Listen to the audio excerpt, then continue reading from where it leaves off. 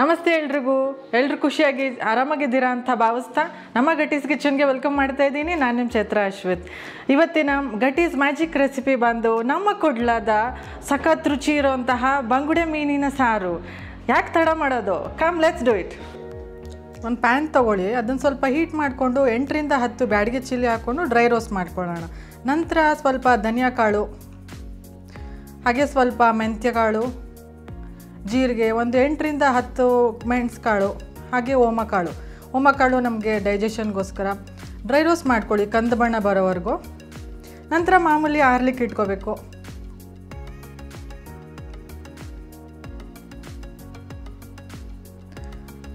Mixie ಜಾರ್ನಲ್ಲಿ ನಾನಿಲ್ಲಿ ಕಾಯಿ ತುರಿ ತೊಗೊಂಡಿದ್ದೀನಿ. ಹಾಗೆ 8 ರಿಂದ 10 ಬೆಳ್ಳುಳ್ಳಿ, ಶುಂಠಿ, ಈರುಳ್ಳಿ, ನೆನೆಸಿಟ್ಕೊಂಡಿರೋ ಅಂತಹ ಹುಣಸೆಹಣ್ಣು, ಸ್ವಲ್ಪ ಅರಿಶಿನ, ನಾವೇನು ಡ್ರೈ ರೋಸ್ಟ್ ಮಾಡ್ಕೊಂಡಿದ್ದೀವಿ ಬ್ಯಾಡಗಿ ಚಿಲ್ಲಿ, ಧನಿಯಾ ಕಾಳು, ಮೆಂತ್ಯ, ಜೀರಿಗೆ, ಓಮಕಾಳು ಅದನ್ನೆಲ್ಲ ಹಾಕ್ಕೊಳ್ಳೋಣ. ತಣ್ಣಗಾದ ನಂತರನೇ ಹಾಕ್ಕೊಳ್ಳಿ. ನಂತರ ಸ್ವಲ್ಪ ನೀರು ಹಾಕ್ಕೊಂಡು ಗ್ರೈಂಡ್ ಮಾಡ್ಕೊಳ್ಳೋಣ. ಮಸಾಲ ರೆಡಿಯಾಗಿದೆ. ಈಗ ನೋಡಿ, ಇಷ್ಟು ಕನ್ಸಿಸ್ಟೆನ್ಸಿ ಬಂದರೆ ಸಾಕು. ಮತ್ತು ನಾನಿಲ್ಲಿ ಬಿಸಿಲೇ ತೊಗೊಂಡಿದ್ದೀನಿ. ನಾವು ಮೀನು ಸಾರು ಮಾಡೋದು ಬಿಸಿಲೇನಲ್ಲಿ ಚೆನ್ನಾಗಿರುತ್ತೆ ಟೇಸ್ಟ್ ಅಂತ.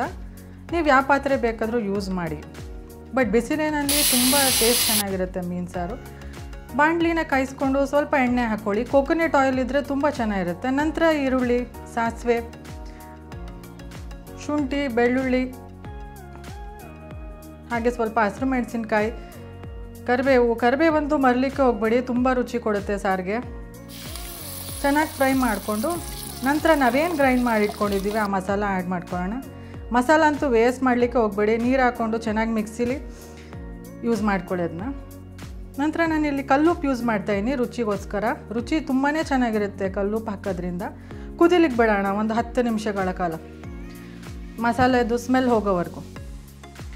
ಮಸಾಲ ಚೆನ್ನಾಗಿ ಕುದ್ದ ನಂತರನೇ ನಾವು ತೊಳೆದಿಟ್ಕೊಂಡಿರೋಂತಹ ಮೀನನ್ನು ಹಾಕ್ಕೊಳ್ಳೋಣ. ಇಲ್ಲಾಂದರೆ ಅದು ಮೀನೆಲ್ಲ ಒಡೆದೋಗ್ಬಿಡುತ್ತೆ, ಕಲಸೋಗ್ಬಿಡುತ್ತೆ ಸಾರಿನಲ್ಲಿ. ಮಸಾಲ ಚೆನ್ನಾಗಿ ಕುದಿಸ್ಕೊಂಡು ನಂತರ ಮೀನು ಹಾಕ್ಕೊಳ್ಳಿ. ಸ್ವಲ್ಪ ಲೈಟಾಗಿ ಮಿಕ್ಸ್ ಮಾಡ್ಕೊಳ್ಳಿ, ಮೀನು ಡೆಲಿಕೇಟ್ ಆಗಿರುತ್ತೆ.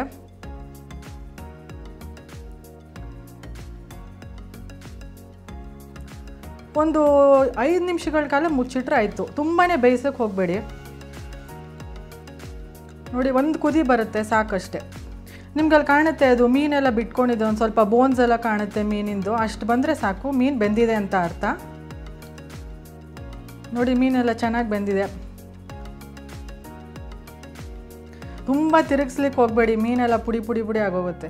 ಈಗ ನಾವು ಬಾಳೆ ಎಲೆ ಹಾಕ್ಕೊಂಡು, ನಮ್ಮ ಮಂಗಳೂರ್ದು ರೈಸ್ ಹಾಕ್ಕೊಂಡು, ನಾವು ಮಾಡಿರೋಂತಹ ಬಂಗುಡೆ ಸಾರು ಹಾಕ್ಕೊಂಡು ಊಟ ಮಾಡ್ತಾಯಿದ್ರೆ ಅದು ಸ್ವರ್ಗ ಕಣ್ರಿ, ಸ್ವರ್ಗ.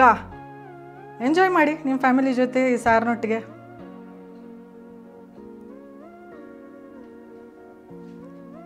ರಪ್ಪಂತ ತಯಾರಾಗಿದೆ ಕಣ್ರಿ ನಮ್ಮ ಬಂಗುಡೆ ಮೀನಿನ ಸಾರು. ನೀವು ಮನೇಲಿ ಟ್ರೈ ಮಾಡಿ, ತುಂಬ ರುಚಿಯಾಗಿರುತ್ತೆ. ನಾವು ಮನೇಲೇ ಇರೋಂತಹ ಪದಾರ್ಥದಿಂದ ನಾವು ಮಾಡಿರೋಂಥ ಬಂಗುಡೆ ಮೀನಿನ ಸಾರು ನೀವು 2 ದಿನ ಇಟ್ಕೊಂಡು ತಿಂದ್ರೂ ತುಂಬ ರುಚಿಯಾಗಿರುತ್ತೆ. ನಾನಿಲ್ಲಿ ಬಿಸಿಲೇ ಯೂಸ್ ಮಾಡಿದ್ದೀನಿ, ನೀವು ಯಾವ ಪಾತ್ರೆ ಬೇಕಾದರೂ ಯೂಸ್ ಮಾಡ್ಬೋದು, ಆದರೆ ಬಿಸಿಲಿನಲ್ಲಿ ರುಚಿ ಚೆನ್ನಾಗಿರುತ್ತೆ. ನಮ್ಮ ಈ ಒಂದು ಬಂಗುಡೆ ಮೀನಿನ ಸಾರು ರೆಸಿಪಿ ಇಷ್ಟ ಆಗಿದ್ದಲ್ಲಿ ಲೈಕ್ ಮಾಡಿ, ಶೇರ್ ಮಾಡಿ, ಸಬ್ಸ್ಕ್ರೈಬ್ ಮಾಡಿ, ಹಾಗೆ ನಮ್ಮ ಚಾನಲ್ನ ಸಪೋರ್ಟ್ ಮಾಡಿ ಅಂತ ಕೇಳ್ಕೊತಾ ನಮಸ್ತೆ.